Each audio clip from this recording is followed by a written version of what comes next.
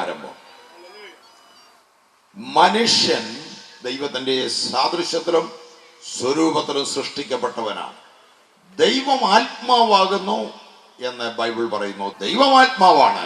അങ്ങനെയെങ്കിൽ ദൈവത്തിന്റെ സാദൃശ്യത്തിലും സ്വരൂപത്തിലും സൃഷ്ടിക്കപ്പെട്ടത് ആത്മാവാണ്. മനുഷ്യൻ ആത്മാവാണ്. മനുഷ്യരുടെ ആത്മജീവിയാണ്. ഒരു സ്പിരിച്വൽ ബീയിങ് ആണ് മനുഷ്യൻ. അവന് ഭൗതികമായ പദാർത്ഥങ്ങൾ കൊണ്ട് മാത്രം തൃപ്തിപ്പെടുവാനോ അവന്റെ ജീവിതം പൂർത്തീകരിച്ചു എന്ന് ബോധ്യം വരുവാനോ സാധ്യമല്ല. അവന് പിന്നെയും ഒരു ദാഹമുണ്ട്. അവന്റെ അകത്ത്, അവന്റെ അന്തരാത്മാവിൽ ദൈവത്തിന് വേണ്ടിയുള്ള ദാഹം. കാരണം അവൻ ആത്മാവാണ്. അവനൊരു ശരീരമുണ്ട്. ഒരു ശരീരത്തിലാണ് ആത്മാവ് വസിക്കുന്നത്. അവനൊരു ദേഹിയുണ്ട്, ഒരു മനസ്സുണ്ട്. ബൈബിൾ പറയുന്നു ആത്മാവ്, പ്രാണൻ, ശരീരം, 3 ഭാഗങ്ങൾ. മനുഷ്യന്റെ മൂക്കിൽ ദൈവം ജീവശ്വാസം ഊതിക്കൊടുത്തു. ദൈവം ഊതിക്കൊടുത്ത ജീവശ്വാസമാണ് ആത്മാവ്. അവൻ ജീവനുള്ള ദേഹിയായി തീർന്നു. ശ്വാസം ഊതിക്കൊടുത്തപ്പോൾ ജീവനുള്ള ദേഹിയായി. ഇപ്പൊ ദേഹി അല്ലെങ്കിൽ സുഖ മനസ്സ് അവനിലുണ്ടായി.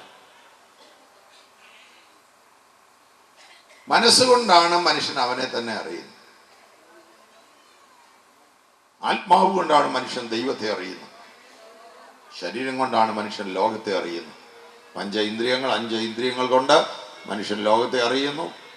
അവന്റെ ദേഹി കൊണ്ട് അവനെ തന്നെ അറിയുന്നു. അവന്റെ ആത്മാവ് കൊണ്ട് ദൈവത്തെ അറിയുന്നു. ഈ 3 ഭാഗങ്ങൾ മാത്രമല്ല മനുഷ്യനുള്ളത്. ഈ 3 ഭാഗങ്ങൾ കൊണ്ട് മാത്രം മനുഷ്യന് ഭൂമിയിൽ ജീവിക്കാനൊക്കത്തില്ല. ഭൂമിയിൽ ജീവിക്കുന്ന മനുഷ്യന് ഇതിനേക്കാൾ കൂടുതൽ ആവശ്യങ്ങളുണ്ട്. ഈ 3 ഭാഗം മാത്രം മതിയായിരുന്നെങ്കിൽ നിങ്ങൾ 3 ഭാഗവുമായിട്ടല്ലല്ലോ ഇന്ന് വന്നിരിക്കുന്നത്. വസ്ത്രം മനുഷ്യന് ആവശ്യമാണ്. വസ്ത്രം, ആഹാരം ആവശ്യമാണ്. പാർപ്പിടം ആവശ്യമാണ്. അവൻ മനുഷ്യന് ആത്മാവാണ് എന്ന് പറഞ്ഞ ആത്മീയ കാര്യങ്ങൾ മാത്രം മനുഷ്യന് പോരാ. മനുഷ്യന് ആത്മാവുണ്ട്, മനസ്സുണ്ട്, ശരീരമുണ്ട്. ഈ മനുഷ്യന് ഭൗതിക ആവശ്യങ്ങളുണ്ട്. അവന് ആഹാരം വേണം, അവന് വസ്ത്രം വേണം, അവന് പാർപ്പിടം വേണം, അവന് തൊഴിൽ വേണം, അവന് കുടുംബം വേണം. നിരവധി ആവശ്യങ്ങൾ മനുഷ്യനുണ്ട്. ഭൗതിക സാഹചര്യമുണ്ട്. അവന് ഒരു ഭൗതിക സാഹചര്യം. ദൈവം ഇതിൽ ഏതെല്ലാം കാര്യത്തിൽ മനുഷ്യനെ സഹായിക്കും? പലരും പറയുന്നു ആത്മീയ കാര്യത്തിൽ മാത്രമേ ദൈവം സഹായിക്കത്തുള്ളൂ. അങ്ങനെയല്ല ബൈബിൾ പഠിപ്പിക്കുന്നത്. മനുഷ്യന്റെ സമഗ്രമായ സകല ആവശ്യങ്ങൾക്കും ദൈവം മതിയായവനാണ്. മനുഷ്യന്റെ ശരീരത്തിന്റെ കാര്യം മാത്രമല്ല, മനസ്സിന്റെ കാര്യം മാത്രമല്ല, ആത്മാവിന്റെ കാര്യം മാത്രമല്ല, ഭൗതിക സാഹചര്യങ്ങളിലും ദൈവം അത്ഭുതം ചെയ്യുന്നവനാണ്. യേശു ക്രിസ്തുവിന്റെ മിനിസ്ട്രിക്ക് തൊട്ട് മുമ്പ് ഈ ഭൂമിയിൽ ശുശ്രൂഷ ചെയ്ത ആളുടെ പേര് സ്നാപക യോഹന്നാൻ. സ്നാപക യോഹന്നാൻ കുരുടർക്ക് കാഴ്ച കൊടുത്തില്ല, മുടന്തരെ എഴുന്നേൽപ്പിച്ചില്ല, അപ്പമില്ലാത്തവർക്ക് 5 അപ്പം നുറുക്കി 5000 പേരെ പോഷിപ്പിച്ചില്ല, കുഷ്ഠരോഗികളെ തൊട്ട് ശുദ്ധമാക്കിയില്ല, മരിച്ച ആരെ ഉയർപ്പിച്ചില്ല. മാനസാന്തരപ്പെടുവിനെന്ന് അവൻ പ്രസംഗിച്ചു. 1000കണക്കിന് ആളുകൾ, 10000കണക്കിന് ആളുകൾ, ലക്ഷക്കണക്കിന് ആളുകൾ മാനസാന്തരപ്പെട്ടു എന്നൊരു അത്ഭുതമല്ലാതെ വേറെ ഒരത്ഭുതവും സ്നാപക യോഹന്നാന്റെ മിനിസ്ട്രിയിൽ നടന്നില്ല. നേരെ മറിച്ച് യേശു ക്രിസ്തു തൊട്ടു പുറകെ വന്നപ്പോൾ അവന്റെ മിനിസ്ട്രി അത്ഭുതങ്ങളുടെ ശുശ്രൂഷയായിരുന്നു. മരിച്ചവരെ ഉയർപ്പിച്ചു, കുരുടർക്ക് കാഴ്ച കൊടുത്തു, മുടന്തരെ എഴുന്നേൽപ്പിച്ചു, കുഷ്ഠരോഗികളെ തൊട്ട് ശുദ്ധമാക്കി, 5 അപ്പം നുറുക്കി 5000 പേരെ പോഷിപ്പിച്ചു, വെള്ളത്തിന്റെ മുകളിൽ അവൻ നടന്നു. യേശു അത്ഭുതങ്ങളുടെ മിനിസ്ട്രി ചെയ്തു.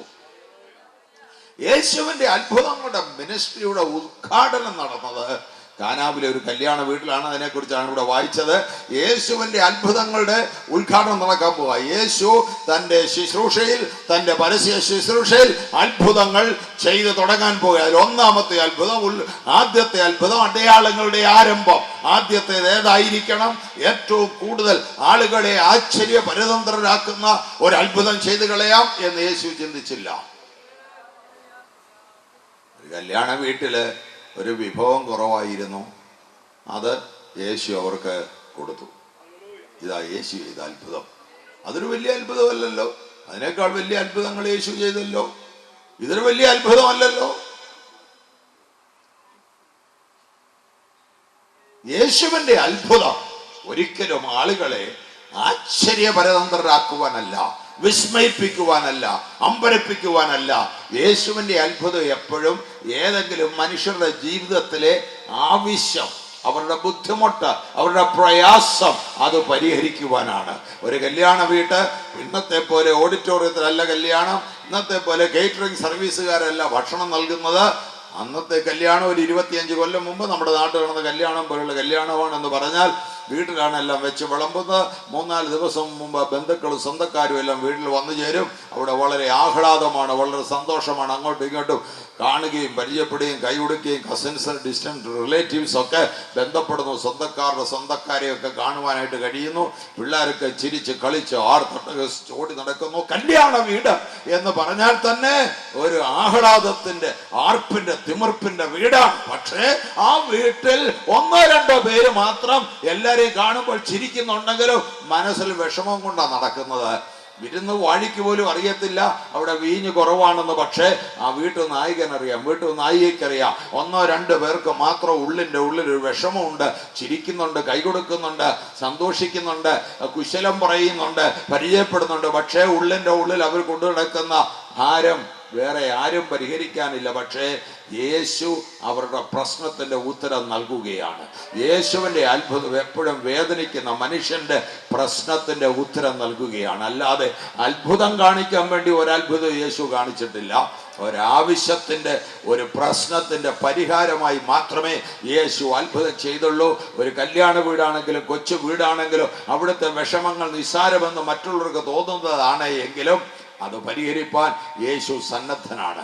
നിന്റെ ജീവിതത്തിലെ ചെറിയ കാര്യങ്ങൾക്ക് പോലും അവൻ ഉത്തരവാദിയാണ്. ദൈവം ഉത്തരവാദിയാണ്. രക്ഷ എന്ന വാക്കിൻ്റെ അർത്ഥം നിന്റെ ആത്മാവിൻ്റെ രക്ഷ മാത്രമല്ല ഉൾക്കൊള്ളിച്ചിരിക്കുന്ന, നിന്റെ ജീവിതത്തിൻ്റെ മുഴുവൻ രക്ഷയും ഉൾക്കൊള്ളിച്ചിട്ടുണ്ട്.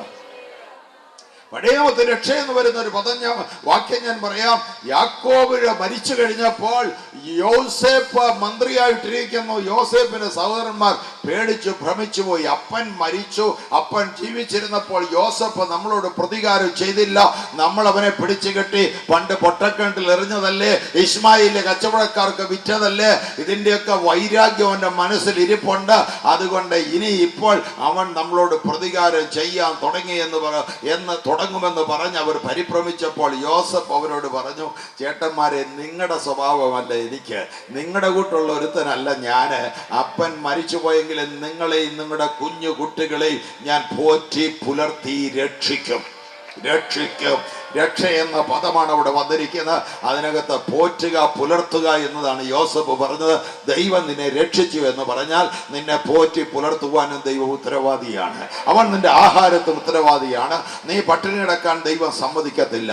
അവൻ നിന്റെ സൃഷ്ടാവ്, നിന്റെ വീണ്ടെടുപ്പുകാരൻ, നിന്റെ രക്ഷകൻ, നിന്റെ ഉടമസ്ഥനാണെങ്കിൽ ഭൂമിയിൽ പട്ടിണി കിടന്ന് മരിക്കുവാൻ ദൈവം നിന്നെ അനുവദിക്കത്തില്ല, ദൈവം സമ്മതിക്കത്തില്ല. ആകാശത്തിലെ പറവുകളെ നോക്കുവേ, അവ വിതയ്ക്കുന്നില്ല, കൊയ്യുന്നില്ല, കളപ്പുരയിൽ കൂട്ടിവെക്കുന്നില്ല. എന്നാൽ ആ പറവയ്ക്ക് വേണ്ടി കരുതുന്ന ദൈവം അല്പവിശ്വാസിയെ നിനക്ക് വേണ്ടി എത്രയധികം. വയലിലെ താമര നോക്ക്, എത്ര മനോഹരമായ പുഷ്പമാണ് അതിൽ ഉണ്ടായിരിക്കുന്നത്. അതിന്റെ മനോഹരിത പോലെ അണിഞ്ഞൊരുങ്ങുവാൻ ശലോമോൻ രാജാവിന് അവന്റെ പ്രതാപത്തിൽ പോലും കഴിഞ്ഞില്ല. അല്പവിശ്വാസിയെ, നിന്നെ എത്രയധികം മുൻപേ അവന്റെ രാജ്യവും നീതിയും അന്വേഷിപ്പീൻ, അതോടുകൂടെ ഇതൊക്കെയും നിങ്ങൾക്കുണ്ടാകും. ദൈവത്തിന്റെ വാഗ്ദാനമാണ്. അവൻ നിനക്ക് വേണ്ടി കരുതുന്ന നിന്റെ ആവശ്യങ്ങൾ, ഭൗതികമായ ആവശ്യങ്ങൾ ദൈവത്തോട് പ്രാർത്ഥിക്കാൻ കൊള്ളത്തില്ലെന്ന് കരുതരുത്. ചിലർ 2 കമ്പാർട്ട്മെന്റിലാക്കിയിരിക്കുകയാണ്. ആത്മീയ ഒരു കമ്പാർട്ട്മെന്റും ഭൗതികം മറ്റൊരു കമ്പാർട്ട്മെന്റും. അവർ പറയാറുണ്ട്, ഞാൻ ഒരു ഭൗതിക വിഷയത്തിനുള്ളൂ ദൈവത്തിനോട് പ്രാർത്ഥിച്ചിട്ടില്ല, ആത്മാക്കൾക്ക് വേണ്ടി മാത്രം കരഞ്ഞിട്ടേ ഉള്ളൂ. അതൊക്കെ വലിയ കൂടിയ ആത്മീയമാണെന്ന് തോന്നുമെങ്കിലും വേദപുസ്തകം അനുസരിച്ചുള്ള ആത്മീയമല്ല. വേദപുസ്തകം പറയുന്നു, നിങ്ങളുടെ ആവശ്യങ്ങൾ സ്തോത്രത്തോടെ ദൈവത്തെ അറിയിക്കത്രേ വേണ്ടത്. നിന്റെ ആവശ്യങ്ങൾ സ്തോത്രത്തോടെ ദൈവത്തെ അറിയിച്ചാൽ ദൈവം നിനക്ക് മറുപടി നൽകും. നാളെ എന്തോ സംഭവിക്കും നിനക്ക് അറിഞ്ഞുകൂടാ, നാളെ ഈ ലോകത്തിൽ എന്തോ വന്നു ഭവിക്കുമെന്ന് നിനക്ക് അറിഞ്ഞുകൂടാ. പക്ഷേ ഒരു കാര്യം നിനക്ക് ഉറപ്പുണ്ടായിരിക്കണം, നാളെ എന്നത് നിന്റെ ഉടമസ്ഥന്റെ കയ്യിലാണ് ഇരിക്കുന്നത്. ആണിപ്പാടുള്ള കൈകളിലാണ് ഈ സർവ്വ ലോകത്തെയും അവൻ വഹിച്ചു കൊണ്ടിരിക്കുന്നത്. അതുകൊണ്ട് നാളെയെ കുറിച്ച് നീ വിചാരപ്പെടണ്ട, നിനക്ക് ആങ്സൈറ്റി ഉണ്ടാകണ്ട, നീ ആകുലപ്പെടണ്ട, നിന്റെ മനസ്സിൽ യാതൊരു ചിന്താക്കുഴപ്പങ്ങളും ഉണ്ടാകണ്ട. നിന്റെ കൈക്കൊരാൾ പിടിച്ചിട്ടുണ്ട്. നിന്നെ വീഴുവാൻ തക്കോണം ശത്രു തള്ളിയാലും അവൻ പറയുന്നുണ്ട്, നിന്റെ കാൽ വഴുതുവാൻ ഞാൻ സമ്മതിക്കയില്ല, നിന്റെ കാൽ വഴുതുവാൻ ഞാൻ സമ്മതിക്കയില്ല. ഞാൻ നിനക്ക് വേണ്ടി കരുതുന്ന ദൈവമാണ്. നിന്റെ സകല ചിന്താകുലങ്ങളോ എന്റെ മേൽ ഇട്ടുകൊള്ളുക, എന്റെ മേൽ ഇട്ടുകൊള്ളുക. അധ്വാനിക്കുന്നവരെ, ഭാരം ചുമക്കുന്നവരെ, നിങ്ങൾ എല്ലാവരും എന്റെ അടുക്കൽ വരുവീൻ, ഞാൻ നിങ്ങളെ ആശ്വസിപ്പിക്കും, അവൻ ആശ്വസിപ്പിക്കുന്നവനാണ്, നിന്റെ ഭാരങ്ങൾ എടുത്തു മാറ്റുന്നവനാണ്, നിനക്ക് വേണ്ടി കരുതുന്നവനാണ്. ആ ഇസ്രായേൽ മക്കളെ മിസ്രയീമിൽ നിന്ന് പുറപ്പെടുവിച്ച് അവർ മരുഭൂമിയിലൂടെ യാത്ര ചെയ്യുമ്പോൾ 40 വർഷം 30 ലക്ഷം ആളുകൾക്ക് ദിനം പ്രതി സ്വർഗത്തിൽ നിന്ന് മന്ന വർഷിപ്പിച്ചു. ആഴ്ചയിൽ 6 ദിവസം അവരുടെ കൂടാരത്തിന് ചുറ്റും ശക്തന്മാരുടെ അപ്പം വർഷിപ്പിച്ചു കൊടുത്തുകൊണ്ട് അവരെ മരുഭൂമിയിൽ പോറ്റി പുലർത്തി. മരുഭൂമിയിൽ യാത്ര ചെയ്ത് അവര് ചില ദിവസങ്ങളിൽ പിറുപിറുത്തു, ദൈവത്തോട് പരാതി പറഞ്ഞു, ദൈവത്തിന് വിരോധമായി പാപം ചെയ്തു. അവർ മോശയോട് മത്സരിച്ചു. അവർ സ്വർണം കൊണ്ടൊരു കാളക്കുട്ടിയെ ഉണ്ടാക്കി. ഈ കാളക്കുട്ടിയാണ് ഞങ്ങളുടെ ദൈവം എന്ന് പറഞ്ഞ് അതിനെ നമസ്കരിച്ചു, ദൈവത്തെ ചെറുതാക്കി. എന്നിട്ട് അന്ന് രാവിലെയും ദൈവം മന്ന കൊടുത്തു. അവർ മത്സരിച്ച ദിവസം രാവിലെയും ദൈവം മന്ന കൊടുത്തു. അവർ പാപം ചെയ്ത ദിവസം രാവിലെയും ദൈവം മന്ന കൊടുത്തു. ദൈവം വിശ്വസ്തൻ. നീ അവിശ്വസ്തനായി തീരുമ്പോഴോ ദൈവം വിശ്വസ്തനായി പാർക്കുന്നു. മനസ്സിലായവർ കൈയടിച്ചു ദൈവത്തിന് സ്തോത്രം ചെയ്യാം. ഹല്ലേലൂയ.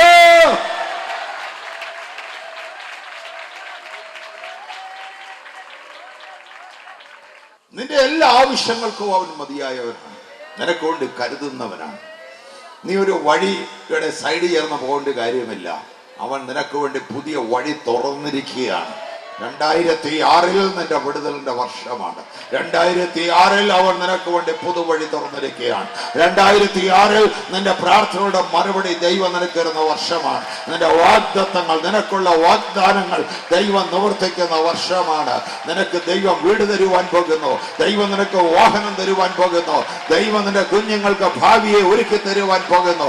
കുഞ്ഞുങ്ങളുടെ വിദ്യാഭ്യാസത്തിൽ ദൈവം അത്ഭുതത്തിന്റെ വഴി തുറക്കുന്നു. നിന്റെ ഭവനത്തെ ദൈവം സഹായിക്കുന്നു. ദൈവത്തിന്റെ സഹായത്തിന് കരം നിനക്ക് അനുകൂലമായി നീട്ടിയിരിക്കുന്നു. നിന്റെ പ്രതിയോഗി കണ്ട് ലജ്ജിക്കേണ്ടതിന്, നിന്റെ പ്രതിയോഗിയുടെ വായടേണ്ടതിന് തൊട്ട് കാണിക്കുവാൻ കഴിയുന്ന അത്ഭുതം ദൈവം നിനക്ക് വേണ്ടി ചെയ്യുന്നു. തൊട്ട് കാണിക്കുവാൻ കഴിയുന്ന വിടുതൽ ദൈവം നിനക്ക് വേണ്ടി ചെയ്യുന്നു. തൊട്ട് കാണിക്കുവാൻ കഴിയുന്ന ദൈവത്തിന്റെ മറുപടി നിനക്ക് വേണ്ടി സ്വർഗത്തിൽ നിന്ന് പുറപ്പെട്ടിരിക്കുന്നു. ഹല്ലേലൂയ. നിന്റെ ഭൗതിക ആവശ്യങ്ങൾക്ക് ദൈവം മതിയായവനാണ്. യേശുവിന്റെ അമ്മ മറിയയാണ് യേശുവിനോട് പറയുന്നത്, ഈ വീട്ടിൽ വീഞ്ഞ് കുറവാണ്, കല്യാണ വീടാണ്, വീഞ്ഞ് കുറവാണ്. കല്യാണത്തിന് യേശുവിനെ ക്ഷണിച്ചിട്ടുണ്ട്, ശിഷ്യന്മാരെ ക്ഷണിച്ചിട്ടുണ്ട്, യേശുവിൻ്റെ അമ്മയെ ക്ഷണിച്ചിട്ടുണ്ട്. യേശുവിൻ്റെ അമ്മ എന്ന് പറയുന്നു, കർത്താവിൻ്റെ മാതാവ് യേശുവിനോട് വന്നറിയുമ്പോൾ യേശു പറയുന്നു, നമുക്കെന്നാ ഇവിടെ കാര്യം, എനിക്ക് നിനക്കും തമ്മിൽ എന്ത്, നമുക്കെന്താ ഈ വീട്ടിൽ കാര്യം, ഈ വിഷയത്തിൽ നമുക്കെന്താ കാര്യം, അവരുടെ പ്രശ്നമല്ലേ, നമ്മളിവിടെ അതിഥികളായി വന്നതല്ലേ. പക്ഷേ മാതാവ് ചെന്ന് അവിടുത്തെ ശുശ്രൂഷക്കാരോട്, അവിടുത്തെ ജോലിക്കാരോട്, ദാസന്മാരോട് പറയുന്നു, അവൻ യേശു, എൻ്റെ മകൻ യേശു, അവൻ നിങ്ങളോട് എന്തെങ്കിലും കൽപ്പിച്ചാൽ അത് ചെയ്യുവീൻ. അന്ന് മാത്രമല്ല, ഇന്നും മാതാവ് വിരൽ ചൂണ്ടിരിക്കുന്ന വിരൽ മാറിയിട്ടില്ല. അവൻ ഞാനല്ല അവൻ നിങ്ങളോട് എന്തെങ്കിലും കൽപ്പിച്ചാൽ അത് ചെയ്യുവീൻ. അത്ഭുതത്തിന്റെ അടിത്തറ അതാണ്, അത്ഭുതത്തിന്റെ സോഴ്സ് അതാണ്, അത്ഭുതത്തിന്റെ മുഖാന്തരം അതാണ്, അത്ഭുതത്തിന്റെ താക്കോലതാണ്. അവൻ എന്തെങ്കിലും നിങ്ങളോട് കൽപ്പിച്ചാൽ അത് ചെയ്യുവീൻ. അത് ചെയ്യുമ്പോഴാണ് അത്ഭുതം നടക്കുവാൻ പോകുന്നത്. യേശു ആ ശുശ്രൂഷക്കാരോട് പറഞ്ഞു, നിങ്ങൾ വെള്ളം കോരി പാത്രത്തിൽ നിറയ്ക്കണം. ഏത് പാത്രമാ? കൽപാത്രങ്ങൾ അവിടെ കിടപ്പുണ്ട്. യഹൂദന്മാർക്ക് ശുദ്ധീകരണ നിയമമുണ്ട്. ആ നിയമം ഇതാണ്, വെളിയിൽ പോയിട്ട് വരുമ്പോൾ ചന്തസ്ഥലത്തോ പൊതുസ്ഥലത്തോ വഴിയിലോ തെരുവിലോ ഒക്കെ പോയിട്ട് മടങ്ങി വരുന്ന ഒരു യഹൂദൻ അവന്റെ കാല് കഴുകി കൈ കഴുകി ശുദ്ധീകരണം പ്രാപിച്ച് പ്രാപിച്ച് വീടിനകത്ത് പ്രവേശിക്കാൻ പാടുള്ളൂ. അവൻ വരുമ്പോൾ അശുദ്ധനാണ്. അവൻ വെള്ളം കൊണ്ട് കാലു കഴുകുമ്പോൾ അവൻ വിശുദ്ധനായി തീരും. അതിഥിയെ വീട്ടിലേക്ക് ക്ഷണിച്ചു വരുത്തിയാൽ അതിഥി വരുമ്പോൾ അതിഥി വീട്ടുകാരനേക്കാൾ ഉയർന്നയാളാണെങ്കിൽ വീട്ടുകാരൻ ഇറങ്ങിച്ചെന്ന് അതിഥിയുടെ കാൽ കഴുകി തുടച്ച് അയാൾക്ക് ചുമ്മനം കൊടുത്ത് വീട്ടിലേക്ക് സ്വീകരിക്കണം. ആ വരുന്ന അതിഥിയും വീട്ടുകാരനും ഒരേ സ്റ്റാറ്റസ് ഉള്ള ആളാണെങ്കിൽ അതിഥി ഇറങ്ങി ചെല്ലണ്ട, ഈ ആതിഥേയൻ ഇറങ്ങി ചെല്ലണ്ട. ആതിഥേയൻ ചെല്ലുന്നതിന് പകരം അയാളുടെ ദാസൻ ഇറങ്ങി ചെന്നാൽ മതി. ദാസൻ ചെന്ന് വരുന്ന അതിഥിയുടെ കാല് കഴുകി തുടച്ച് വീട്ടിലേക്ക് സ്വീകരിക്കണം. വരുന്നയാള് ഈ ആതിഥേയനേക്കാൾ വീട്ടുകാരനേക്കാൾ സ്റ്റാറ്റസ് കുറഞ്ഞയാളാണെങ്കിൽ ആതിഥേയനും ഇറങ്ങി ചെല്ലണ്ട, ദാസനും ഇറങ്ങി ചെല്ലണ്ട. വരുന്നവൻ തന്നെത്താൻ കഴുകി കയറി പോരണം. യേശു കുഷ്ഠരോഗിയായ ശിമയോൻ, കുഷ്ഠരോഗിയാണെങ്കിൽ അവൻ പണക്കാരനായിരുന്നു, പരീശനുമായിരുന്നു. അവന്റെ വീട്ടിൽ അതിഥിയായി ചെന്ന അവസരത്തിൽ ഒരു പാപിനിയായ സ്ത്രീ യേശുവിന്റെ കാൽക്കൽ വന്ന് കണ്ണുനീര് കൊണ്ട് കാല് കഴുകുകയാണ്. അപ്പോൾ ഈ ശിമയോൻ മനസ്സിൽ ചിന്തിച്ച്, ഇവൻ പ്രവാചകനായിരുന്നെങ്കിൽ ഈ സ്ത്രീ പാപിനിയാണെന്ന് അറിഞ്ഞേനെ, ഇവളെ എഴുന്നേപ്പിച്ച് പറഞ്ഞു വിട്ടേനെ. ഇവൻ പ്രവാചകനല്ല. പക്ഷെ അവൻ മനസ്സിൽ ചിന്തിച്ചത് യേശു അറിഞ്ഞു. യേശു ചോദിച്ചു, ശിമയോനെ, നീ എന്താ മനസ്സിൽ പറയുന്നത്? ഇവൾ എൻ്റെ അടുക്കൽ വന്ന് കരയുന്ന കാര്യമല്ല. ഞാൻ പറയാം, ഇവൾക്ക് അധികം ഞാൻ ക്ഷമിച്ചു കൊടുത്തു. നിന്റെ വീട്ടിൽ വന്നു നീ എൻ്റെ കാല് കഴുകി തന്നില്ല, നിന്റെ വീട്ടിൽ വന്നു നീ എൻ്റെ കാല് തുടച്ചു തന്നില്ല, നിന്റെ വീട്ടിൽ വന്നു നീ എന്നെ ചുംബനം ചെയ്ത് സ്വീകരിച്ചില്ല. എന്താ അതിൻ്റെ അർത്ഥം? നീ വിചാരിച്ചു ഞാൻ നിന്നേക്കാൾ ചെറിയവനാണെന്ന്. അതുകൊണ്ടല്ലേ നീ വരാഞ്ഞത്, അതുകൊണ്ടല്ലേ നീ എൻ്റെ കാല്. എന്നാൽ ഈ സ്ത്രീക്ക് മനസ്സിലായി ഞാൻ ആരാണെന്ന്. അവൾ എൻ്റെ കാല് കണ്ണുനീര് കൊണ്ട് കഴുകുകയാണ്. അവളുടെ തലമുടി കൊണ്ട് അവൾ എൻ്റെ കാല് തുടയ്ക്കുകയാണ്. അവൾ ഈ കാലിൽ വീണ് ചുംബനം ചെയ്യുകയാണ്. അവളുടെ അനേകമായി പാപങ്ങൾ ക്ഷമിച്ചു കൊടുത്തത് കൊണ്ട് അവൾ എന്നെ അധികം സ്നേഹിക്കുകയാണ്. ചില സ്ഥലത്ത് ശിഷ്യന്മാര് കൈ കഴുകാതെ കയറിയിരുന്ന് ഭക്ഷിക്കെന്ന് പറഞ്ഞ് പരീശന്മാര് വഴക്കുണ്ടാക്കി. എന്താ? അവരുടെ ശുദ്ധീകരണ നിയമം അനുസരിച്ച് കഴുകിയിട്ട് വേണം കയറിയിരുന്ന് ഭക്ഷണം കഴിക്കുക. ക്ഷണിച്ച വീട്ടിൽ വന്നപ്പോൾ ആതിഥേയൻ ഇറങ്ങിച്ചെന്ന് കഴുകി കൊടുത്തില്ല, ദാസനെയും വിട്ടില്ല. അതിനർത്ഥം വീട്ടുകാരേക്കാൾ ചെറിയവരാണ് വന്നവർ എന്ന് തെളിയിക്കുക. ശിഷ്യന്മാർ തീരുമാനിച്ചു, അങ്ങനെ ഇവർ ചെറുതാക്കിയാൽ ഞങ്ങൾ ചെറുതാകാൻ പോകുന്നില്ല. അതുകൊണ്ട് തന്നെത്താൻ കഴിയാതെ അവർ കയറി അങ്ങ് ഇരുന്നു. മനസ്സിലായോ? മനുഷ്യർ ചെറുതാക്കുന്നിടത്ത് നീ ചെറുതാകേണ്ട കാര്യമില്ല. നീ ദൈവത്തിന് വിലയേറിയവനാണ്, നീ ദൈവത്തിന് മാന്യനാണ്. യേശുവിൻ്റെ രക്തം കൊണ്ട് നിന്നെ വിലയ്ക്ക് വാങ്ങിയിരിക്കാൻ പൊന്ന് വെള്ളി മുതലായി അഴിഞ്ഞു പോകുന്ന വസ്തുക്കളെ കൊണ്ടല്ല, ക്രിസ്തു എന്ന നിർദോഷവും നിഷ്കളങ്കവുമായ കുഞ്ഞാടിന്റെ വിലയേറിയ രക്തം കൊണ്ട് വിലയ്ക്ക് വാങ്ങിയിരിക്കാൻ നീ വിലയേറിയവനാണ്. എത്ര പേർക്ക് മനസ്സിലായി ഞാൻ പറഞ്ഞ കാര്യം? എത്ര പേർക്ക് മനസ്സിലായി? സന്തോഷമുള്ളവർ കൈയടിച്ച് ദൈവത്തെ മഹത്വപ്പെടുത്താൻ, കൈകൊണ്ട് ദൈവത്തെ മഹത്വപ്പെടുത്താം. We praise you Lord, we thank you Lord, we worship you Lord, we worship you, worship you. ഞങ്ങളൊക്കെ ആരാധിക്കുന്നു, ഞങ്ങളൊക്കെ സ്തുതിക്കുന്നു. ഹല്ലേലൂയ. നിന്റെ ഭൗതിക കാര്യത്തിന്, ഭൗതിക ആവശ്യങ്ങൾക്ക് യേശു മതിയായവനാണ്. വെള്ളം കോരി നിറയ്ക്കാൻ യേശു പറഞ്ഞപ്പോൾ അവിടെ എഴുതിയിരിക്കുന്നവർ വക്കോളം നിറച്ചു. വക്കോളം ഇനി നിറയ്ക്കാൻ ഒട്ടുമില്ല. കോരി ഒഴിച്ചൊഴിച്ചൊഴിച്ച് വക്കു വരെ നിറച്ചു. നിറയ്ക്കാൻ പറഞ്ഞാൽ വക്കോളം നിറയ്ക്കണം. അനുസരണം സമ്പൂർണമായ അനുസരണമാണ്. പൂർണ്ണമായ അനുസരണം. പൂർണ്ണമായ അനുസരണത്തിലാണ് നിനക്ക് അത്ഭുതം ദൈവം വെളിപ്പെടുത്താൻ പോകുന്നത്. ഭാഗികമായ അനുസരണത്തിലല്ല. സ്തോത്രം. ഭൗതിക സാഹചര്യങ്ങൾക്ക് യേശു അത്ഭുതം ചെയ്തതുപോലെ തന്നെ മനുഷ്യന്റെ ശരീരത്തിന്റെ കാര്യത്തിൽ യേശു നിരവധി അത്ഭുതങ്ങൾ ചെയ്തു. സന്ധ്യാസമയത്ത്, സൂര്യൻ അസ്തമിക്കുന്ന സമയത്ത് നാനാവ്യാധികളുടെ രോഗം ബാധിച്ചവർ, ദീനക്കാർ എല്ലാം അവന്റെ അടുക്കൽ അവരെ കൊണ്ടുവരും. കുഷ്ഠരോഗികളെ കൊണ്ടുവരും, ചന്ദ്രരോഗികളെ കൊണ്ടുവരും, പക്ഷവാതക്കാരെ കൊണ്ടുവരും, ഭൂതബാധിതരെ കൊണ്ടുവരും. അവൻ സകലവിധ ദീനക്കാരെയും സൗഖ്യമാക്കി. അവന്റെ അടുക്കൽ കൊണ്ടുവന്ന സകല രോഗികളെയും അവൻ സൗഖ്യമാക്കി എന്ന് ബൈബിൾ പറയുന്നു. അനേക രോഗശാന്തി ക്രൂസൈഡിൽ ഞാൻ പങ്കെടുത്തിട്ടുണ്ട്. എന്നാൽ ഇതുവരെയും സകല രോഗികളും സൗഖ്യമാകുന്ന ഞാൻ കണ്ടിട്ടില്ല. സകല രോഗികളെയും സൗഖ്യമാക്കിയ ഒരു രോഗശാന്തി പ്രവർത്തനയും ഞാൻ കണ്ടിട്ടില്ല. എന്നാൽ ഒരാളുണ്ട്, സകലവിധ രോഗത്തെയും സൗഖ്യമാക്കിയവൻ. അത് നസറേയനായ യേശുവാണ്. അവൻ നിന്റെ അകൃത്യം ഒക്കെയും മോചിക്കുന്നു.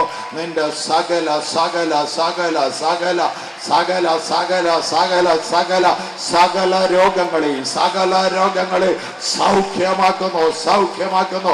ഉറപ്പുണ്ടെങ്കിൽ എന്നോട് ഉയർന്നു പറ, സകല രോഗങ്ങളെയും സൗഖ്യമാക്കുന്നു. വീണ്ടും പറ, സകല രോഗങ്ങളെ സൗഖ്യമാക്കുന്നു. അടുത്ത ആളിനെ തൊട്ടുകൊണ്ട് പറ, സകല രോഗങ്ങളെ സൗഖ്യമാക്കുന്നു. യേശു സകല രോഗങ്ങളെ സൗഖ്യമാക്കുന്നു. ഓപ്പറേഷന് മുമ്പ് എല്ലാ ഡോക്ടർമാരും പറയുന്ന ഒരു കാര്യമുണ്ട്, ബ്ലഡ് കരുതിക്കൊള്ളണം. ഈ ഗ്രൂപ്പിൽപ്പെട്ട ബ്ലഡ് രക്തം പോകാൻ സാധ്യതയുണ്ട്. അതുകൊണ്ട് ബ്ലഡ് കരുതി കഴിഞ്ഞാലേ ഓപ്പറേഷൻ നടത്തത്തുള്ളൂ. എന്നാൽ ഇന്ന് രാത്രി ഒരു സർജൻ ഇവിടെ വന്നിട്ടുണ്ട്, ഒരു ഡോക്ടർ ഇവിടെ വന്നിട്ടുണ്ട്. ഒരു തുള്ളി ചോര പൊടിയാതെ, ഒരു തുള്ളി ചോര പൊടിയാതെ നിന്റെ അകത്ത്, നിന്റെ ആന്തരിക അവയവങ്ങൾക്ക് അത്ഭുതമായിട്ട് സർജറി നടത്തുവാൻ, കേടുപാടുകൾ പോക്കുവാൻ, സൗഖ്യമാക്കുവാൻ കഴിയുന്ന ഒരു ഡോക്ടർ ഇവിടെ വന്നിട്ടുണ്ട്. അദ്ദേഹത്തിന്റെ പേര് ഞാൻ പറയാം, ഡോക്ടർ ജീസസ് ക്രൈസ്റ്റ്. അവൻ ഗിലെയാദിലെ നല്ല ഡോക്ടറാണ്. അവന്റെ മക്കൾ ഗിലെയാദിലെ സുഗന്ധ തൈലമുണ്ട്. അവൻ നിന്റെ അകത്തെ രോഗങ്ങളെ സൗഖ്യമാക്കും എന്ന് മാത്രമല്ല, നിന്റെ മനസ്സിൽ ആരെങ്കിലും പറഞ്ഞുണ്ടായ, ആരെങ്കിലും നിന്ദിച്ച് അപമാനിച്ച, നിന്നോട് പറഞ്ഞ വാക്കുകൾ നിമിത്തം നിനക്ക് മറക്കാൻ കഴിയാതെ ഉള്ളിൽ വേദനിപ്പിക്കുന്ന മുറിവുണ്ടെങ്കിൽ, ഹൃദയത്തിന് മുറിവേറ്റെങ്കിൽ, ഇന്ന് അവിടേക്ക് സുഗന്ധ തൈലം ഒഴിച്ച് അവൻ നിന്റെ ആന്തരിക മുറിവുകളെ സൗഖ്യമാക്കുന്നു. നിന്റെ മനസ്സിന്റെ മുറിവുകളെ അവൻ സൗഖ്യമാക്കുന്നു. നിന്റെ വേദനയുടെ പാടുകളിൽ അവന്റെ സൗഖ്യമാക്കുന്ന തൈലം അവൻ പകരുന്നു.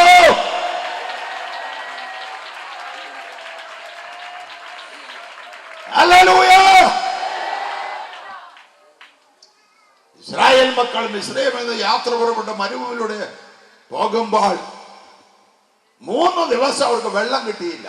3 ദിവസം വെള്ളം കുടിക്കാതെ അവർക്ക് നന്നാ ദാഹിച്ചു. അപ്പോൾ വെള്ളമുള്ളൊരു സ്ഥലം അവർ കണ്ടു. അവർക്ക് വളരെ സന്തോഷമായി ഓടിച്ചെന്ന് എല്ലാവരും വെള്ളം കോരി കുടിച്ചു. പക്ഷേ അത് അത്യന്തം കയ്പുള്ള വെള്ളമായിരുന്നു. അവർക്ക് കുടിപ്പാൻ കഴിഞ്ഞില്ല. ആ തടാകത്തിന്റെ പേര് തന്നെ മാറ എന്ന വാക്കിന്റെ അർത്ഥം കയ്പെന്ന പേരുള്ള തടാകത്തിൽ നിന്ന് വെള്ളം കുടിച്ചപ്പോൾ അവർക്ക് കുടിക്കാൻ കഴിഞ്ഞില്ല. അവർ നിലവിളിച്ചു. ദാഹിക്കുന്ന ജനം അവർ നിലവിളിച്ചപ്പോൾ മോശയും നിലവിളിച്ചു. ദൈവം മോശയോട് പറഞ്ഞു, ആ തടാകത്തിന്റെ കരയിൽ നിൽക്കുന്ന വൃക്ഷം മുറിച്ചെടുത്ത് തടാകത്തിലേക്ക് എറിയുക. മോശ വൃക്ഷം മുറിച്ചെടുത്ത് തടാകത്തിലേക്ക്, വെള്ളത്തിലേക്ക് എറിഞ്ഞു. അപ്പോൾ വെള്ളം മധുരമുള്ള വെള്ളമായി തീർന്നു. ജനം മധുരമുള്ള വെള്ളം കുടിച്ചു.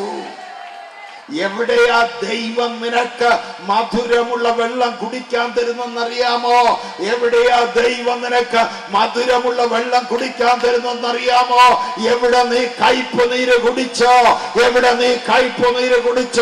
അവിടെ തന്നെ ദൈവം നിനക്ക് മധുരമുള്ള വെള്ളം കുടിപ്പാൻ തരും. എവിടെ നിനക്ക് താഴ്ചയുണ്ടായോ അവിടെ തന്നെ ദൈവം നിന്നെ ഉയർത്തും. എവിടെ നിനക്ക് വേദനയുണ്ടായോ അവിടെ തന്നെ ദൈവം നിന്നെ ആശ്വസിപ്പിക്കും. എവിടെ നീ അപമാനിക്കപ്പെട്ടുവോ അവിടെ തന്നെ ദൈവം നിന്നെ മാനിക്കും. എവിടെ ആളുകൾ നിന്നെ താഴ്ത്തി കെട്ടിയോ അവിടെ തന്നെ ദൈവം നിന്നെ ഉയർത്തും. എവിടെ നീ ഞെരുക്കം അനുഭവിച്ചോ അവിടെ തന്നെ ദൈവം നിനക്ക് വിശാലത വരുത്തോ. ഹല്ലേലൂയ. മാറായിൽ തന്നെ ദൈവം നിനക്ക് മധുരമുള്ള വെള്ളം തരും. പേര് കയ്പെന്നാണെങ്കിലും നീ കുടിക്കുന്ന മധുരമുള്ള വെള്ളമാണ്. അതുകൊണ്ട് ആളുകൾ ചോദിക്കുക, നീ ഇപ്പോഴും അങ്ങനെ വിശ്വാസിക്കുന്നത്? അവർ ധരിച്ചിരിക്കുന്നത് മാറായി നല്ലേ നീ കുടിക്കുന്നത്. അതുകൊണ്ട് നീ എന്താ ഇതുവരെ പിന്മാറ്റക്കാരനാകാഞ്ഞത്? ഇതുവരെ എന്താ നിന്റെ ജീവിതത്തിലെ ബുദ്ധിമുട്ടുകളും കയ്പുകളും നിമിത്തം നീ നാട് വിട്ടോടാത്തത്? എന്താ ഇന്നും നീ ദൈവകൃപയിൽ വന്ന് അങ്ങനെ യോഗത്തിൽ കൈയടിച്ച് സന്തോഷിക്കുന്നത്? അതിന്റെ മറുപടി ഇത്രയേ ഉള്ളൂ, ശത്രുവെ നിനക്കറിയത്തില്ല. ഇത് മാറായാണെങ്കിലും ദൈവം എനിക്ക് മധുരമുള്ള വെള്ളമാണ് ഇവിടെ കുടിപ്പാൻ തരുന്നത്. ഹല്ലേലൂയ. മധുരിപ്പിക്കാനുള്ള വൃക്ഷം മാറായുടെ തീരത്ത് ദൈവജനം കയ്പ് നീർ കുടിച്ച് കഴിഞ്ഞ് ഉണ്ടായി വന്നതല്ല. ദൈവജനം അവിടെ വരുന്നതിന് മുമ്പ് തന്നെ മാറായുടെ തീരത്ത് മധുരിപ്പിക്കുന്ന വൃക്ഷവും ദൈവം നിർത്തിയിട്ടുണ്ട്.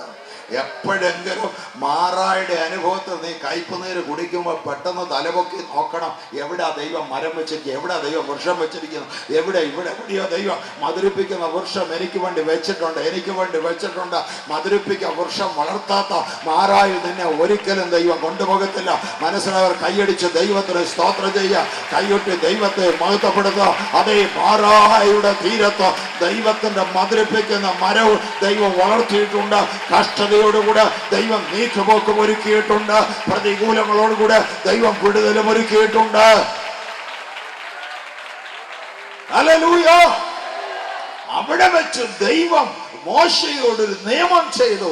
ആ നിയമം ഇതായിരുന്നു: മോശയെ മിസ്രയീമ്യർക്ക് വരുത്തിയ ഒരു വ്യാധിയും ഞാൻ നിനക്ക് വരുത്തുകയില്ല. ഞാൻ നിന്നെ സൗഖ്യമാക്കുന്ന യഹോവ. I am the Lord that healeth thee. അവന്റെ പേര് തന്നെ അതാണ്. എന്താ അവന്റെ പേരെന്നറിയാമോ? യഹോവേ റാഫേ. അതിന്റെ അർത്ഥം സൗഖ്യദായകനായ യഹോവ. ദൈവം തന്നെ പറഞ്ഞതാണ്, ദൈവം തന്നെ മോശയോട് പറഞ്ഞാണ്. അവന്റെ സ്വഭാവമാണ്, അവന്റെ പേര് അവന്റെ സ്വഭാവത്തെ, അവന്റെ നിത്യമായ പ്രകൃതിയെ വിളിച്ചറിയിക്കുന്നതാണ്. അവന്റെ നിത്യമായ സ്വഭാവമാണ്. അവൻ സൗഖ്യദായകനാണ്.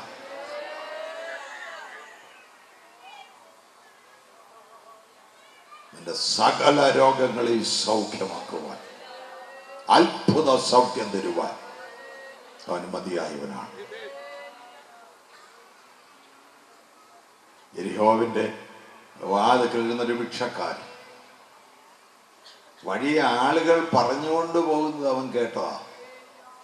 നസ്രയനായ യേശു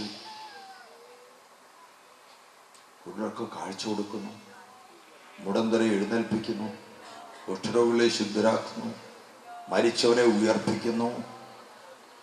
അത്ഭുത വിടുതൽ. ഇത് കേട്ട് അവൻ്റെ അകത്തെ വിശ്വാസം നിറഞ്ഞു. നസ്രയനായ യേശു തന്നെയാണ് വരാനുള്ള ദാവീദിന്റെ സന്തതി എന്ന് അവൻ നിശ്ചയിച്ചു. അവനാണ് മശിഹ, അല്ലെങ്കിൽ അത്ഭുതം ചേർക്കുന്നത്. പക്ഷേ ഞാൻ കണ്ണുപൊട്ടനെ, എന്നെ യേശുവിനിടയ്ക്ക് കൊണ്ടുപോകും. ഞാൻ ഭിക്ഷക്കാരനെ, എൻ്റെ കയ്യെ പിടിച്ചിട്ട് പോകാൻ ആരുമില്ല. ഞാൻ അനാഥനാണ്, എനിക്ക് ആരുമില്ല. ഞാൻ കണ്ണുപൊട്ടൻ, ഞാൻ ഭിക്ഷക്കാരൻ. എങ്ങനെ യേശുവിൻ്റെ അടുക്കൽ ചെന്ന് എനിക്ക് വിടുതൽ കിട്ടും? പ്രാർത്ഥിച്ചുകൊണ്ടിരുന്ന ദൈവമേ, യേശുവിനെ എൻ്റെ വഴിയിൽ കൂടെ വിടണേ. ഒരു ദിവസം യേശുവിനെ ഇതുവഴി ഒന്ന് വിടണേ. ആൾക്കൂട്ടം പോകുമ്പോഴെല്ലാം തിരക്കും. ആരാ പോകുന്നത് യേശുവാണോ എന്നറിയാനാ. അവനിങ്ങനെ കാത്തിരിക്കുക. ഒരു ദിവസം ദൈവം യേശുവിനെ എൻ്റെ വഴിയിൽ കൂടെ വിടും. അന്ന് എൻ്റെ വിടുതലിൻ്റെ ദിവസമായിരിക്കും. അന്ന് ഒരു യേശു വരുന്ന ദിവസം ആൾക്കൂട്ടം പോകുന്ന ശബ്ദം കേട്ട് അവൻ തിരക്കി, ആരാ പോകുന്നത്? നസ്രയനായ യേശുവാണെന്ന് കേട്ടിട്ട് അവൻ വിളിക്കുന്നത് എന്താണെന്നറിയാവോ?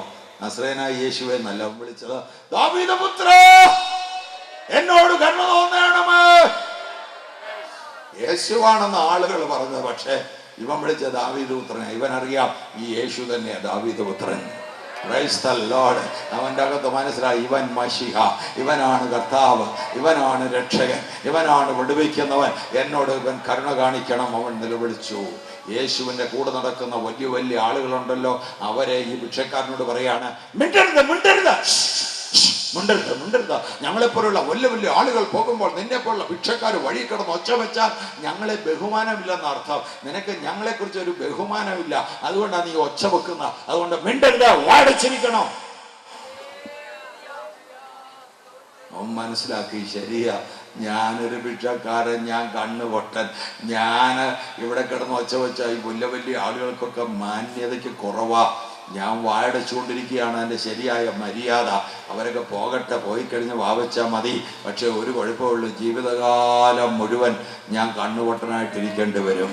ജീവിതകാലം മുഴുവൻ എൻ്റെ കണ്ണ് തുറക്കാതെ ഇവിടെ ഇരിക്കേണ്ടി വരും. ഒറ്റ ചാൻസ് എൻ്റെ ദൈവം എനിക്ക് തന്നിരിക്കുക. എൻ്റെ വഴിയിൽ കൂടെ യേശു വന്നിരിക്കുകയാണ്. ഇന്ന് രാത്രി നിന്റെ വഴിയിൽ കൂടെ യേശു വന്നിരിക്കുന്നു. നിന്റെ വിടുതലിന് വേണ്ടി, നിന്റെ സൗഖ്യത്തിന് വേണ്ടി ഇന്ന് രാത്രി യേശു നിന്റെ വഴിയിൽ കൂടെ വന്നിരിക്കുന്നു. ഈ കൊല്ലം തീരുമാനിച്ചു, ഇവരുടെ മാന്യത ഇച്ചിരി പോയാലും വേണ്ടിയല്ല, ഇവർക്ക് ചില ബുദ്ധിമുട്ടുണ്ടായാലും വേണ്ടിയില്ല. ഇന്നെനിക്ക് വിടുതൽ കിട്ടണം. അവൻ കുറെ കൂടെ ഒച്ചത്തിൽ വിളിച്ചു, ദാവീദപുത്രാ,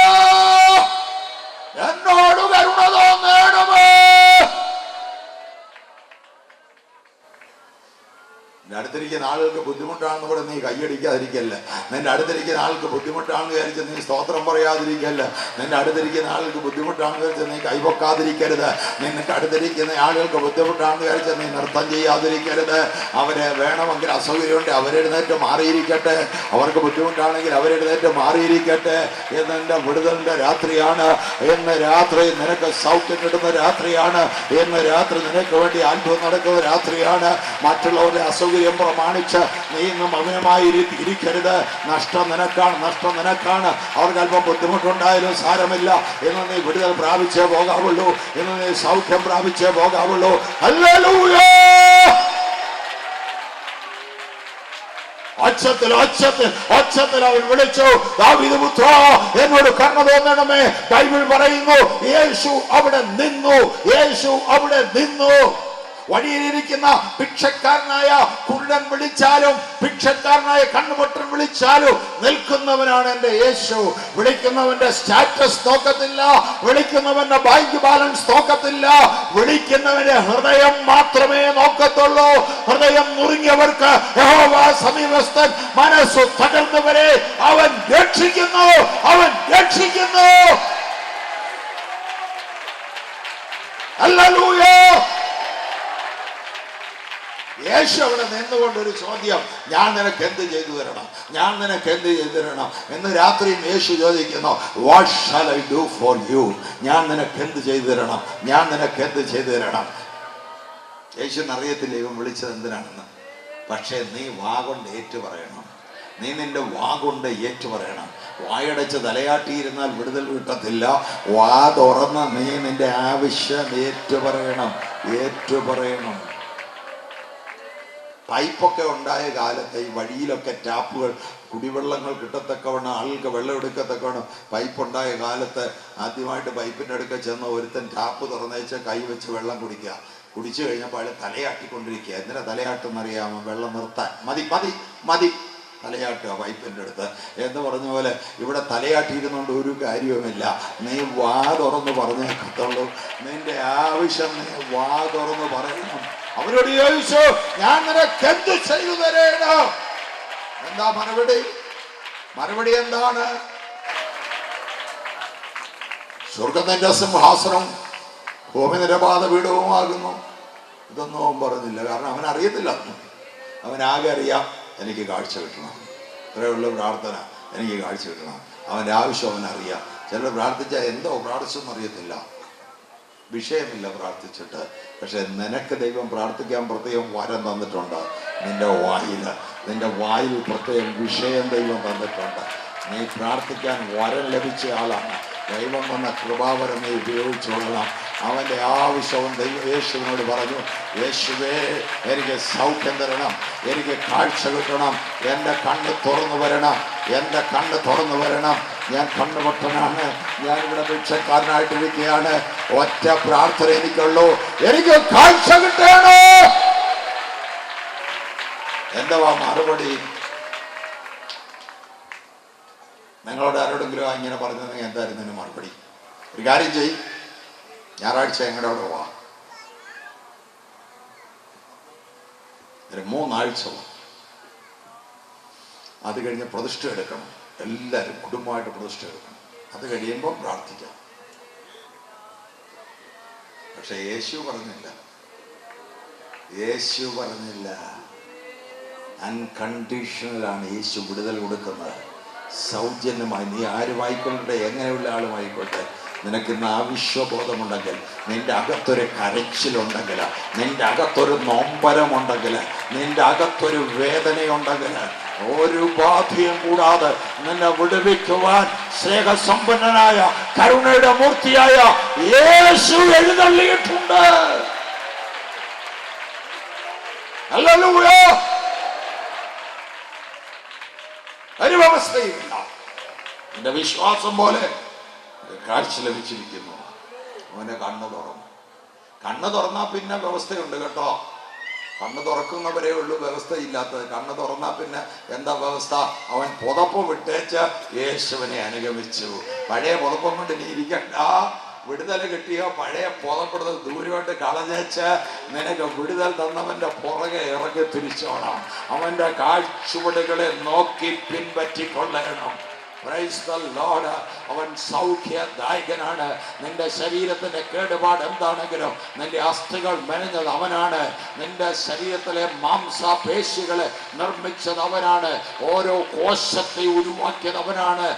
നിന്റെ DNA കോഡ് പ്രത്യേകം ഉണ്ടാക്കിയത് അവനാണ്. അവൻ അറിയാം നിന്റെ ശരീരത്തിന്റെ കേടുപാട്. നിന്റെ തല മുതൽ പാദം വരെ വ്യാപരിക്കുന്ന സൗഖ്യത്തിന്റെ ശക്തി ഇന്ന് രാത്രി ശരീരത്തിൽ വ്യാപരിച്ച് നിന്റെ അസ്ഥി പഞ്ചരങ്ങളില്, മാംസപേശികളില്, നാഡികോശങ്ങളില്, നാഡിവ്യൂഹങ്ങളില് ദൈവശക്തി വ്യാപരിക്കട്ടെ. സൗഖ്യത്തിന്റെ ശക്തി വ്യാപരിക്കട്ടെ.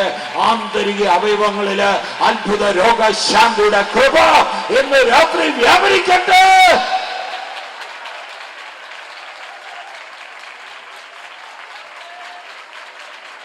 നിന്റെ ഉദര രോഗത്തെ അവൻ സൗഖ്യമാക്കുന്നു. ആരാധിച്ചുകൊണ്ടിരിക്കുമ്പോൾ അത്ഭുത വിടുതലൂടെ സംഭവിച്ചുകൊണ്ടെങ്കിൽ അത്ഭുത സൗഖ്യം സംഭവിക്കുന്ന ഉദര രോഗത്തെ കർത്താവ് സൗഖ്യമാക്കുന്നു.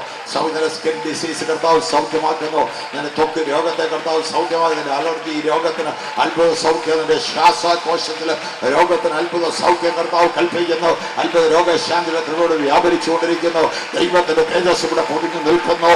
ദൈവത്തിന്റെ കൃപയുടെ ഓളംപട്ടിലൂടെ നടന്നുകൊണ്ടിരിക്കുന്നു. അവന്റെ മുറിവേറ്റ കരം നിന്നെ തൊടുന്നു. അത്ഭുത സൗഖ്യം യേശുവിന്റെ നാമത്തിൽ വിടുതൽ. പിശാചിന്റെ സകല പോരുകളെ ശാസിക്കുന്നു. സാത്താന്റെ സകല ബന്ധനങ്ങളെ ശാസിക്കുന്നു. യേശുവിന്റെ രക്തത്തിന്റെ ശക്തിയാൽ വിടുതൽ. ഹല്ലേലൂയ.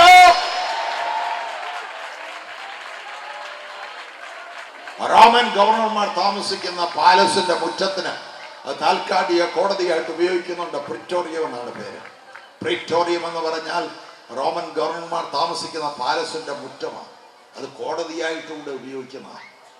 യെരുശലേമിൽ റോമൻ ഗവർണർക്ക് പാലസ് ഇല്ലായിരുന്നു. യെരുശലേമിൽ പെരുന്നാൾ നടക്കുമ്പോൾ വിപ്ലവങ്ങൾ ഉണ്ടാകാൻ സാധ്യത ഉള്ളത് കൊണ്ട് റോമൻ ഗവർണർ അവിടെ വന്ന് താൽക്കാലികമായ വസതിയിൽ പാർക്കുകയാണ്. എങ്കിലും അതിന്റെ മുറ്റവും പ്രിറ്റോറിയവും. പീലാത്തോസ്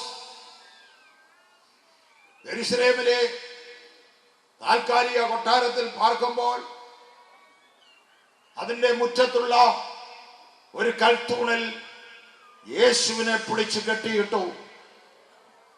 പടയാളികൾ യേശുവിന് പുറത്തുനിന്ന് വസ്ത്രങ്ങൾ അടിച്ചു മാറ്റിക്കളഞ്ഞ് റോമൻ ചാട്ടവാറുകൊണ്ട് അവന്റെ പുറത്തടിച്ചു. കുതിരയുടെ തോല് വെയിലത്തിട്ടുണങ്ങി ചെറിയ നാരുകളായി കീറിയെടുത്ത് അതിന്റെ അറ്റങ്ങൾ ഇരുമ്പ് ചൂണ്ടകളും ഇരുമ്പ് കൊളുത്തുകളും കെട്ടിയിട്ടതാണ് റോമൻ ചമ്മട്ടി.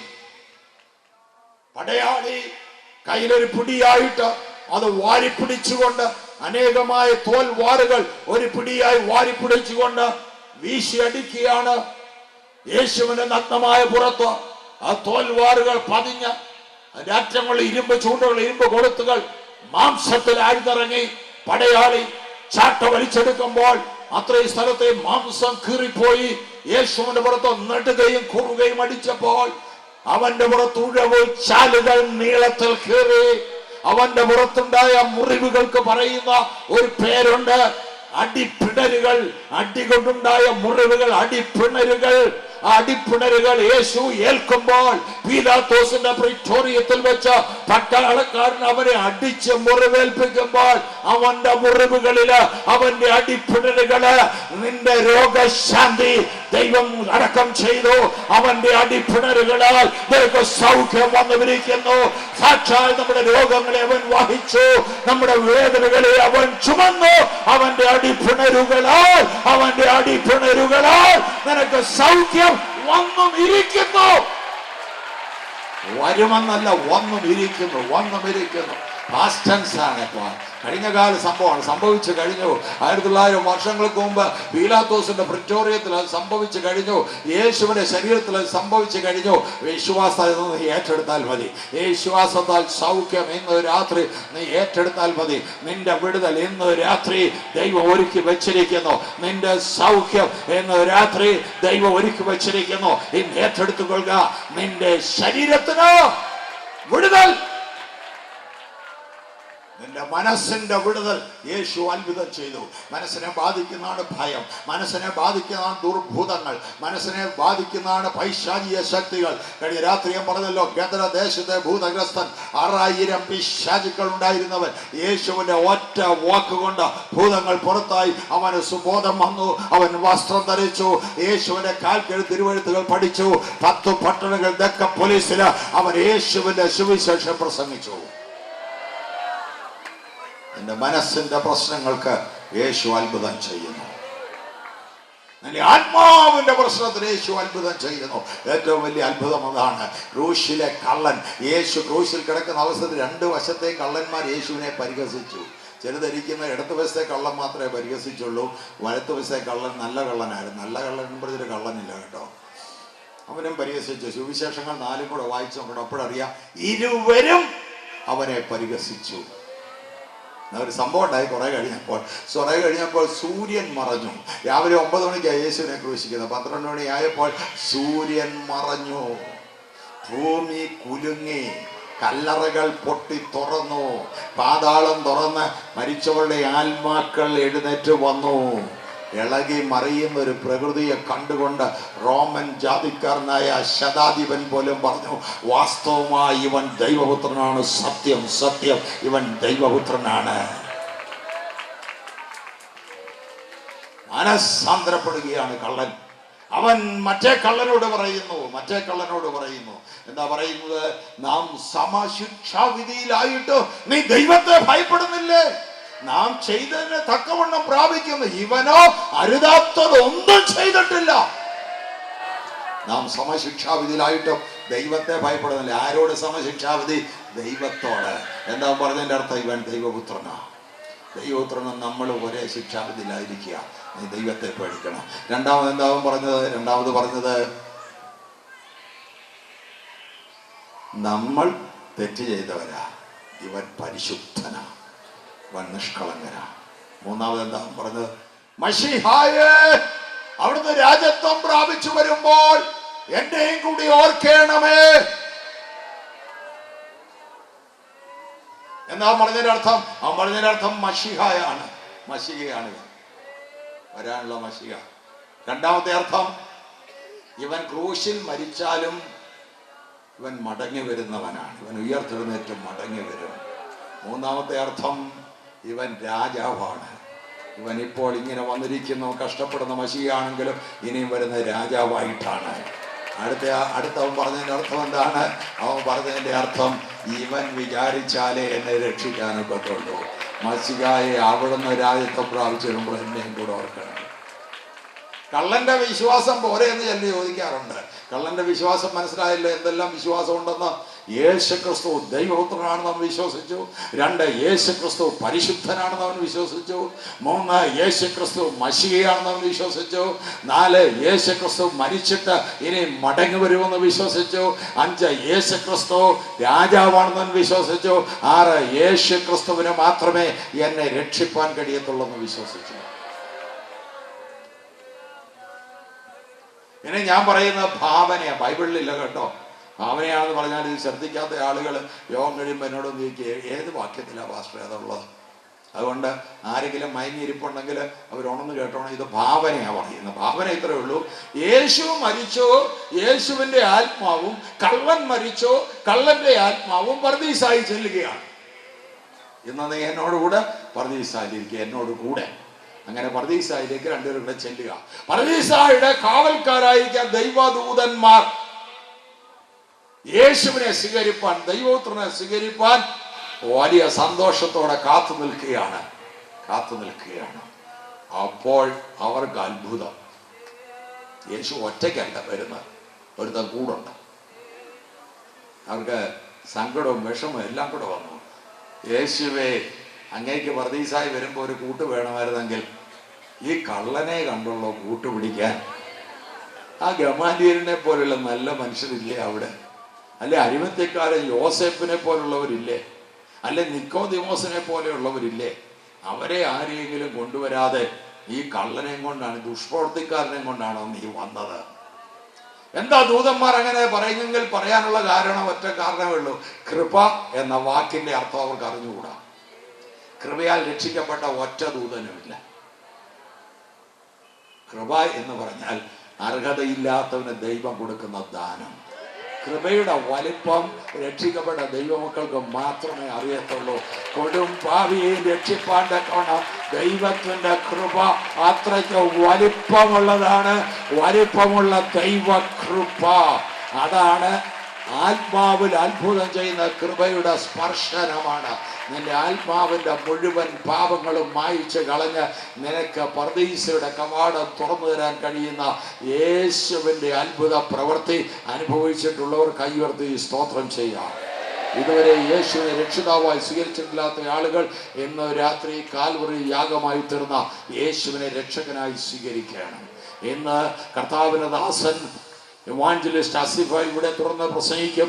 അതിനുശേഷം രോഗികൾക്ക് വേണ്ടി പ്രാർത്ഥിക്കുമ്പോൾ അത്ഭുത സൗഖ്യം നിങ്ങൾക്കുണ്ടാകും. ഇന്ന് വിടുതൽ പ്രാപിച്ച് ഇവിടുന്ന് പോകാവുള്ളൂ. ദൈവം നിനക്ക് വേണ്ടി കരുതിയ രാത്രിയാണ്. തലമുണക്കാം, കണ്ണടയ്ക്കാം, ഒരു നിമിഷം പ്രാർത്ഥിക്കാം, ഒരു നിമിഷം പ്രാർത്ഥിക്കാം. യേശുവിനെ ഇതുവരെ രക്ഷകനായി നീ സ്വീകരിച്ചില്ല എങ്കിൽ ഇന്ന് രാത്രി നിന്റെ ഹൃദയം യേശുവിനോട് തുറന്നു കൊടുക്കുക.